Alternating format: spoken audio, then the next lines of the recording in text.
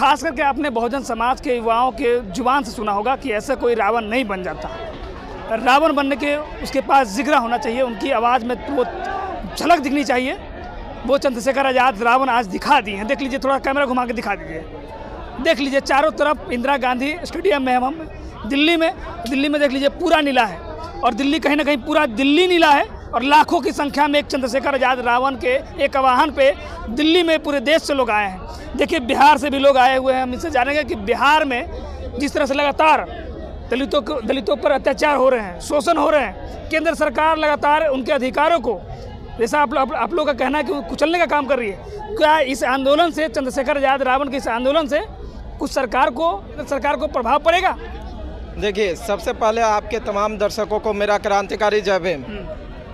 जब भीम आर्मी सड़क पे उतरी है तब सत्ता से लेकर विपक्ष के लोगों तक प्रभाव पड़ा है और इससे चिंतित और विचलित हुए हैं। ये रैली जो है हमारी दूसरा चरण की रैली है। इससे पहले भी जब 1 सितंबर को भीम आर्मी के लोग सड़कों पे उतरे थे तो आप लोगों ने देखा होगा कि कैसे उनके कैबिनेट के बड़े बड़े मिनिस्टर, बड़े बड़े लीडर जो हैं लगातार प्रेस कॉन्फ्रेंस के माध्यम से ये बोल रहे थे कि क्रीमी लेयर नहीं लागू किया जाएगा, क्रीमी लेयर का कोई जो है संवैधानिक प्रावधान नहीं है। तो उनके द्वारा जो ये बयानबाजी थी प्रेस कॉन्फ्रेंस कर के, ये प्रभाव था भीम आर्मी का। आज देखिए, जब उनको पता चला, हम गया में थे, हमें लगातार जो है कभी CID के नाम पे, कभी जो है स्पेशल ब्रांच के नाम पे, हमारे पास IB के नाम पे हमारे पास फ़ोन आ रहे थे। अच्छा, कि सौरभ जी आपके ज़िला से कितने लोग जा रहे हैं, कौन नेतृत्व कर रहे हैं, किस प्रखंड से कौन नेतृत्व कर रहे हैं, कितने संख्या में लोग जा रहे हैं। तो ये प्रयास किया जा रहा है, रोकने का या जायजा लेने का प्रयास किया जा रहा था कि इस आंदोलन में जो है कितने संख्या होंगे, कितनी संख्या में लोग वहां दिल्ली पहुंच रहे हैं। अच्छा। ये आकलन किया जा रहा था। उसके आधार पे आप समझिए कि रामलीला मैदान में जहां हमारा ये भीड़ आप देख रहे हैं कि इंदिरा गांधी स्टेडियम में जितना अंदर नहीं है उससे कई गुना बाहर है। जितना इसकी कैपेसिटी है 30,000 की कैपेसिटी है, उसके 3 गुना अंदर लोग हैं। तो आप समझ सकते हैं कि ये जनसैलाब जब रामलीला मैदान में उतरती तो वहाँ रामलीला नहीं रावण लीला होता। इस बात को समझिए। अच्छा। और ये इस बात का डर जो है वो इन सत्ताधारी लोगों में, इन मनुवादी मनुस्मृति को ग्रहण करे हुए लोगों में, सामंतवादियों में साफ झलक रहा है। ये प्रभाव तो आपको होने से, ये आंदोलन होने से पहले नजर आ गया। केंद्र सरकार डर गई उस रामलीला मैदान में आंदोलन की वजह से। बिल्कुल, ये डर नहीं है तो और क्या है? डर है, ये डर ही तो है कि हमें वहाँ का परमिशन नहीं देकर यहाँ का दिया गया।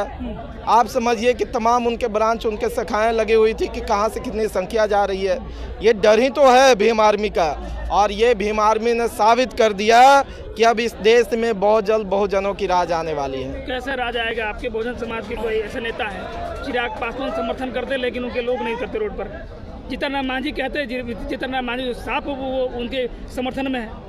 बताइए ऐसा कैसे होगा? किसके समर्थन में है? केंद्र सरकार के समर्थन में है। केंद्र सरकार के समर्थन में है। क्रीमी लेयर नहीं, क्रीमी लेयर चाहते हैं। क्रीमी लेयर क्या है ये जीतन राम मांझी या तो समझ नहीं पाए, या उनके गला में जो पट्टा बांधा हुआ है वो शायद इतना टाइट हो गया है कि वो सही से आवाज नहीं निकल पा रहे हैं, वो सही से सांस नहीं ले पा रहे हैं। बना हुआ बताइए। भाजपा RSS का पट्टा है भाई, ये बोलने की आवश्यकता है गले में। बिल्कुल, आप देखिए ना, ये वही व्यक्ति हैं, ये कहते हैं क्रीमी लेयर जो है लागू होना चाहिए, और तर्क ये देते हैं कि दलित समाज में जो आर्थिक रूप से सशक्त हो गए हैं उन जातियों को जो है क्रीमी लेयर के माध्यम से बाहर कर देना चाहिए। आप बताइए, क्या इस देश में जो SC ST के रिजर्वेशन का प्रावधान है वो आर्थिक रूप से प्रावधान किया गया है? आर्थिक उन्मूलन ये क्रिया थोड़ी था। ये तो है कि सदियों से जिस जात को, जिस समाज को धर्म के नाम पे जाति आधारित शोषण किया गया, उसे शिक्षा से वंचित किया गया, उसे आर्थिक रूप से वंचित किया गया, उसको जो है समाज से बहिष्कृत किया गया। अरे समाज में जिसे बैठने नहीं दिया गया उसे समाज के मझधार में लाने के लिए ये रिजर्वेशन दिया गया। तो वर्गीकरण की बात कर रहे हैं आप समझिए, हम ये बोल रहे हैं कि वही जीतन राम मांझी है जब मुख्यमंत्री थे और ये मंदिर में जाते हैं तो मंदिर धुलवाया जाता है। तो रिजर्वेशन उनको मिला है जिनको जब मंदिर में जाने से धुलाया जाए, जातीय शोषण, जातीय भेदभाव किया जाए, ये रिजर्वेशन उनके लिए किया गया था। ये शायद भूल गए हों रिजर्वेशन का प्रावधान जो है वो जाति आधारित जो शोषण हुआ है उसको खत्म करके इस देश में सभी को समता, समानता, स्वतंत्रता और न्याय का स्थापित राज्य में। अभी बोल रहे हैं, उनका बयान है कि कुछ जाति को किसका क्रीम मिल रहा है, कुछ जाति को मिल रहा है इसका क्रीम, इसलिए वर्गीकरण होना चाहिए। नहीं, हम ये बोल रहे हैं कि उस जाति में जो रिजर्वेशन का प्रावधान है उसका आधार क्या है, पहला बात। दूसरा बात कि आप चलिए हम मान लेते हैं कि आप जो क्रीमी लेयर लागू करेंगे, आपके पास डेटा क्या है, क्या डाटा है कि अनुसूचित जाति के किन जातियों के पास जो है रिजर्वेशन का लाभ नहीं मिला है, किन जातियों में कितना शैक्षणिक रूप से जो है उत्थान हुआ है, किन जातियों में जो है कितना सामाजिक रूप से उत्थान हुआ है, किस डाटा के आधार पर आप जो है, कोई नहीं है। मांझी जी के पास छोड़िए, केंद्र सरकार के पास नहीं है। और चलिए ये डेटा आ भी जाता है तो उस आधार पे EWS का भी समीक्षा किया जाए कि किस आधार पे उसको EWS में जो है 10% रिजर्वेशन दिया गया, जहां उनकी पूरी संख्या ही जो है 15% से कम है। तो क्या ये दलितों के लिए प्रावधान नहीं किया जा सकता है कि जो अभी भी आर्थिक रूप से कमजोर हैं, शैक्षणिक रूप से कमजोर हैं, उनके लिए भी EWS के तर्ज पे जो है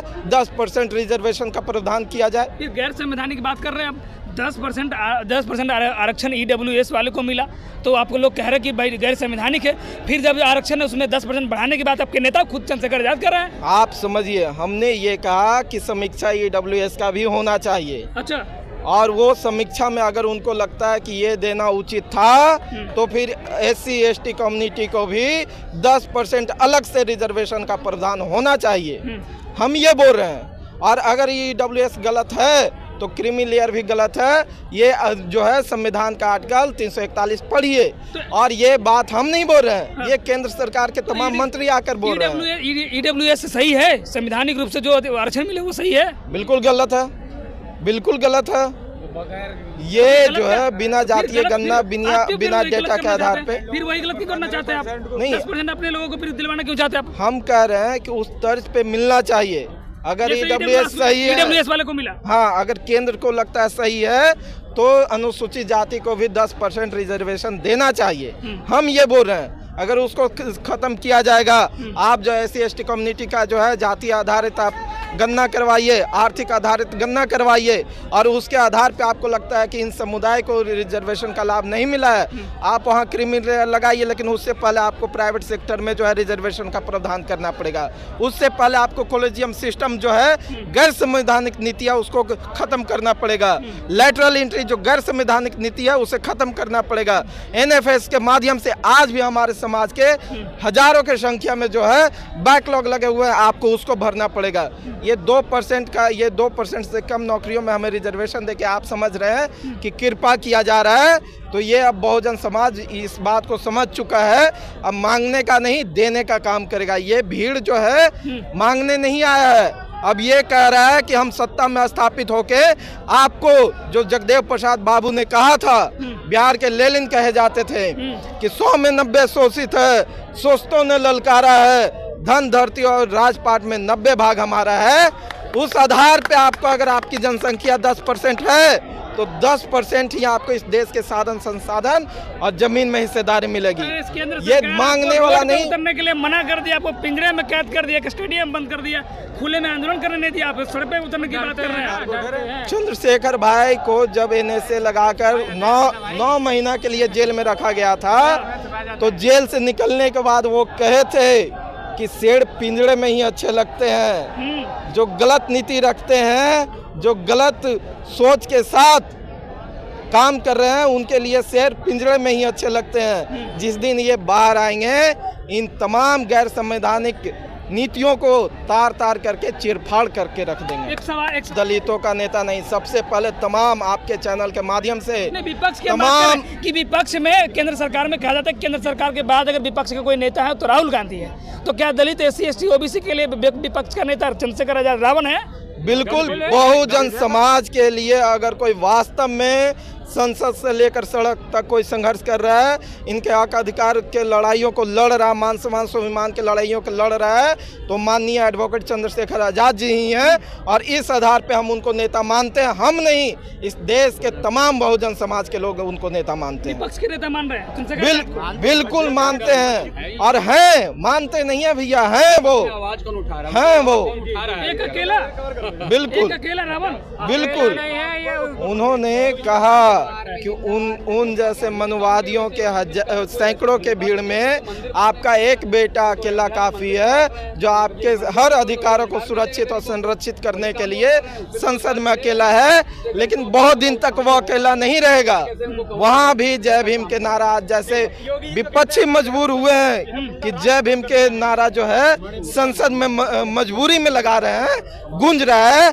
आज सड़क से ये आवाज जो है सैकड़ों की संख्या में एक दिन इस देश के तमाम विधानसभाओं में गूंजेगा। इस देश के संसद भवन में जो है सैकड़ों की संख्या में जय भीम का नारा, और निस्वार्थ भाव से और दिली तमन्ना से वो जो है जय भीम का नारा बुलंद करेंगे।